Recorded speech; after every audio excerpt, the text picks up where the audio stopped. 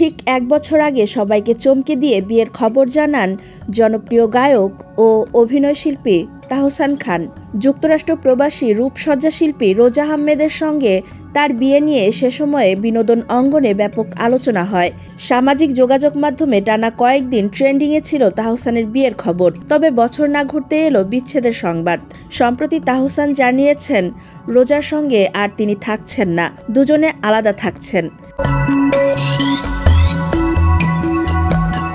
ভক্তরাই দুঃসংবাদ পেয়ে যেমন আহত হয়েছিলেন, তেমনি আশায় বুকও বাঁধছিলেন, এই ভেবে যে রোজার দিক থেকে এখনও তাহসানের সঙ্গে সম্পর্ক বজায় রাখার ইচ্ছে রয়েছে।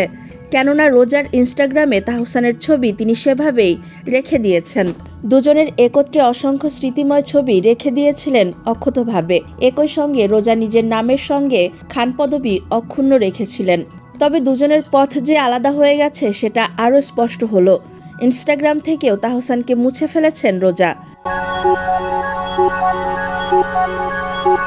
নিজের নামের সঙ্গে খান পদবি যুক্ত করেছিলেন, সেটাও মুছে ফেলেছেন। রোজার ইনস্টাগ্রাম ঘেঁটে দেখা গেল কোথাও তাহসান নেই। ফলে এটা এখন আরও প্রকট যে সম্ভাবনার আশা ছিল তাও শেষ হয়ে গেল। রোজার ইনস্টাগ্রাম অ্যাকাউন্টের নাম ছিল রোজা আহমেদ খান। 2025 সালের 4 জানুয়ারি মাত্র 4 মাসের পরিচয়ে রোজা আহমেদকে বিয়ে করেন তাহসান খান। রোজা আহমেদ একজন পেশাদার মেকআপ আর্টিস্ট। তিনি 1 দশকেরও বেশি সময় ধরে বাংলাদেশ ও যুক্তরাষ্ট্রে ব্রাইডাল মেকআপ আর্টিস্ট হিসেবে কাজ করেছেন এবং নিউ ইয়র্কে তার নিজস্ব একটি মেকআপ প্রতিষ্ঠান রয়েছে। এর আগে 2006 সালের 3 আগস্ট অভিনেত্রী রাফিয়াত রশিদ মিথিলার সঙ্গে বিবাহ বন্ধনে আবদ্ধ হন তাহসান খান। দীর্ঘ 11 বছরের সেই সংসারী ইতি ঘটে 2017 সালে। তারও 2 বছর আগে থেকে তারা আলাদা থাকছিলেন।